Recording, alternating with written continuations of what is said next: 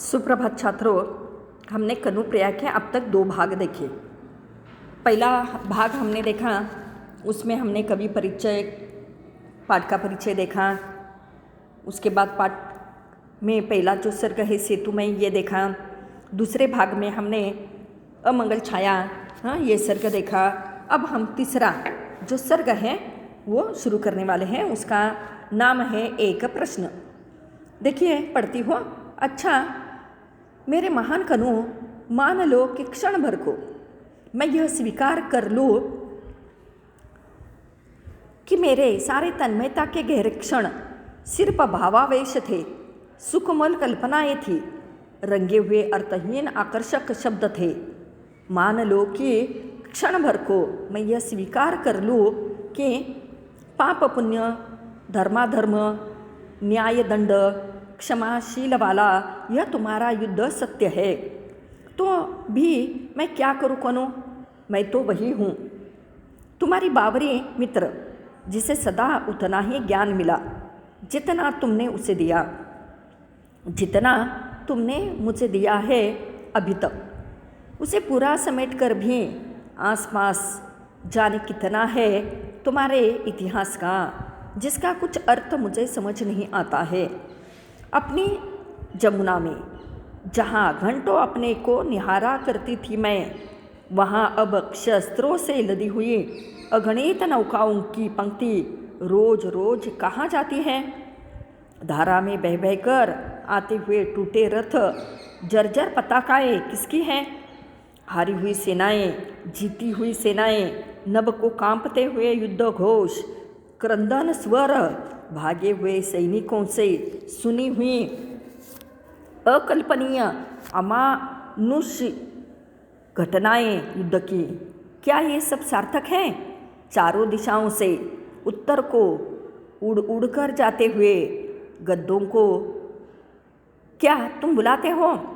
गृद्धों को तुम क्या बुलाते हो? जैसे बुलाते थे भटकी हुई गायों को।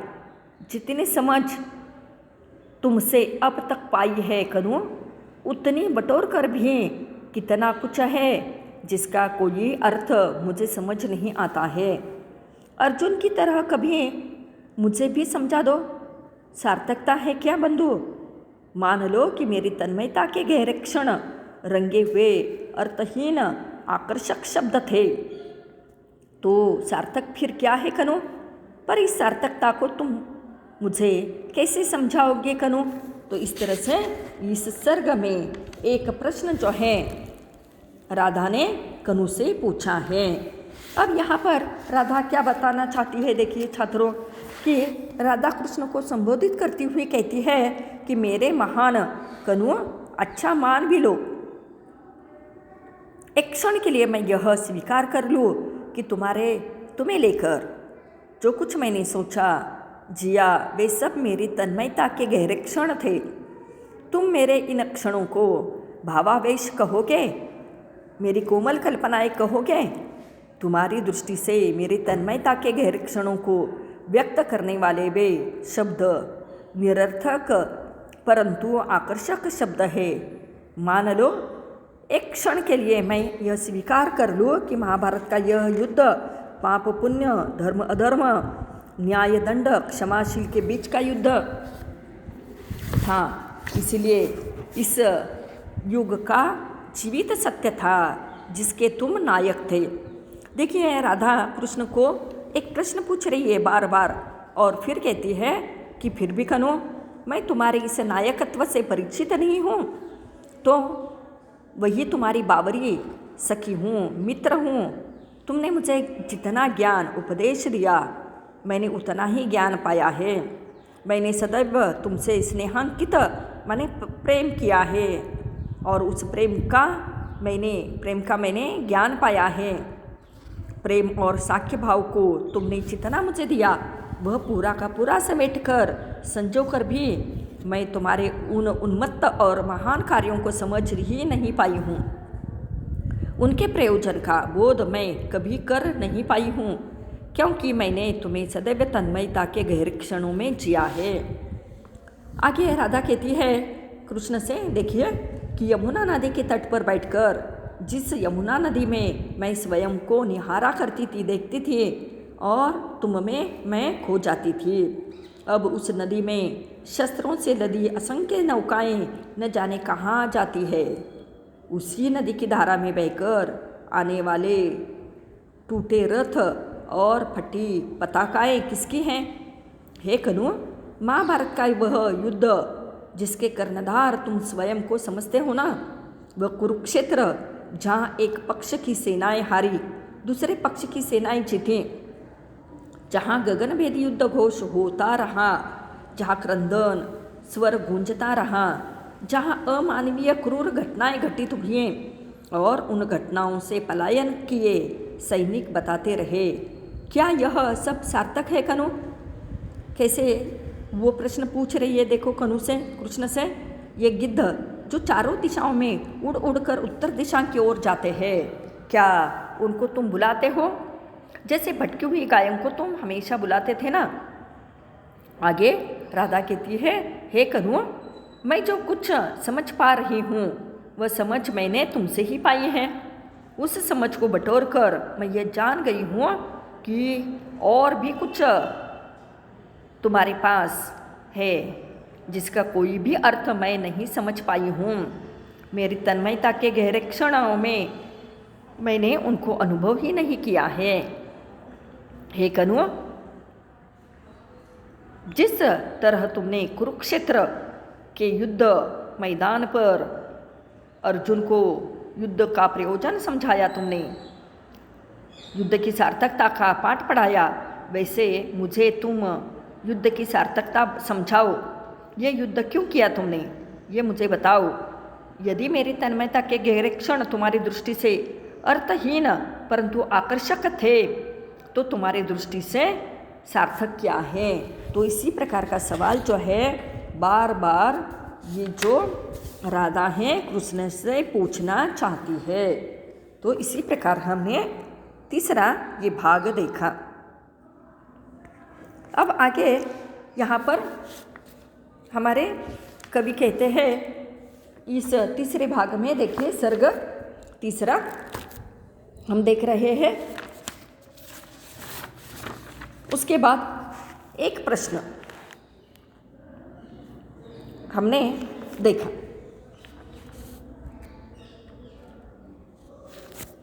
आगे कहती है कि शब्द शब्द, अगला सर्ग है शब्द अर्थहीन। शब्द शब्द शब्द मेरे लिए सब अर्थहीन है यदि वे मेरे पास बैठकर तुम्हारे कामते अधरों से नहीं निकलते। शब्द शब्द शब्द, कर्म, स्वधर्म, निर्णय, दायित्व, मैंने भी गली गली सुने हैं ये शब्द। अर्जुन ने इनमें चाहे कुछ भी पाया हो, मैं इन्हें सुनकर कुछ भी नहीं पाती प्रिय। सिर्फ राह में ठिठक कर तुम्हारे उन अधरों की कल्पना करती हूँ जिनसे तुमने ये शब्द पहली बार कहे होंगे। मैं कल्पना करती हूँ कि अर्जुन की जगह मैं हूँ और मेरे मन में मोह उत्पन्न हो गया है और यही नहीं जानती कि युद्ध कौन सा है और मैं किस पक्ष में हूँ।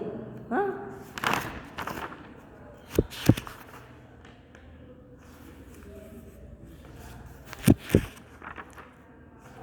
तो इस तरह से यहाँ पर ये जो हमारी राधा है वो कृष्ण से पूछ रही है। वो कहती है कि राधा को कृष्ण से संबोधित करते हुए कहती है, हे महान कनु, अच्छा मान भी लो, एक क्षण के लिए मैं स्वीकार भी कर लूँ, लेकिन जो कुछ मैंने सोचा जिया वे सब मेरी तन्मयता के गहरे क्षण थे। तुम मेरे इन क्षणों को भावावेश कहोगे, मेरी कोमल कल्पनाएं कहोगे। तुम्हारी दृष्टि से मेरी तन्मयता के गहरे क्षणों को व्यक्त करने वाले वे शब्द निरर्थक परंतु आकर्षक शब्द है। मान लो एक क्षण के लिए मैं ये स्वीकार भी कर लूँ कि महाभारत का यह युद्ध पाप पुण्य, धर्म अधर्म, न्याय दंड, क्षमाशील के बीच का युद्ध था। इसीलिए इस युद्ध का होना इस युग का जीवित सत्य था जिसके नायक तुम थे।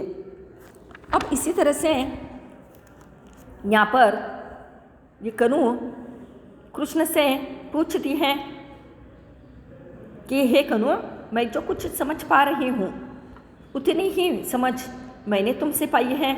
उस समझ को बटोर कर मैं यह जान गई हूँ और भी बहुत कुछ तुम्हारे पास जिसका कोई अर्थ मैं नहीं समझ पाई हूँ।